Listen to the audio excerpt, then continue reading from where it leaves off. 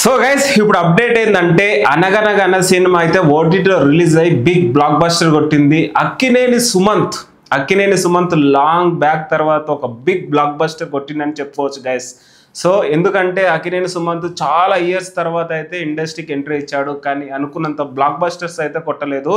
కానీ Golconda high school cinema అయితే నాకు నచ్చుతుంది గైస్. ఆ సినిమా ఎన్నిసార్లు చూసినా కొద్ది చూడబుద్ధి అవుతుంది.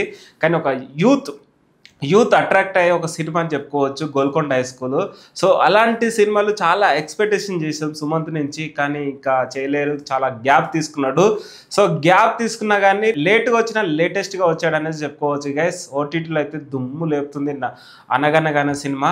ఒక sentiment cinema guys, father and son మధ్యలో ఈ సినిమా ఉంటుంది. సో నాకైతే సూపర్ అనిపించింది, ఒక కంటెంట్ సినిమా అనేది చెప్పుకోవచ్చు. సంజయ్ గారు డైరెక్టర్ అయితే చాలా బాగా స్క్రీన్ ప్లే కానీ డైలాగ్స్ కానీ చాలా బాగా రాశాడు. మేబీ నాకు తెలిసి డెబ్యూ సినిమా అనేది చెప్పుకోవచ్చు సంజయ్ గారు, కానీ సినిమా మాత్రం చాలా బాగా తీశాడు గైస్. మీరు చూడని వాళ్ళైతే చూడండి.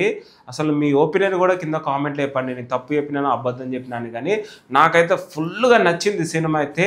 అసలు ఓటీటీలో రిలీజ్ అయినప్పుడు అందరు ఏమన్నారంటే ఈ సినిమా థియేటర్లో రిలీజ్ చేస్తే బాగుంటుంది అనేసి చాలామంది అనుకున్నారు.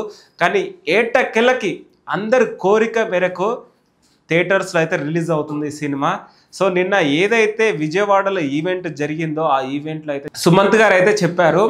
సో ఈరోజు 25th నుంచి ఇది థియేటర్లో అయితే రిలీజ్ కాబోతుంది. సో ఈ సినిమా కూడా థియేటర్లో కూడా అంతే బ్లాక్ బస్టర్.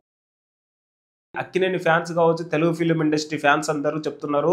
అండ్ సుమంత్ గారు ఎప్పుడు బ్లాక్ బస్టర్ కొడతారు అనేసి చాలా మంది ఈగర్లీ వెయిట్ చేస్తున్నారు.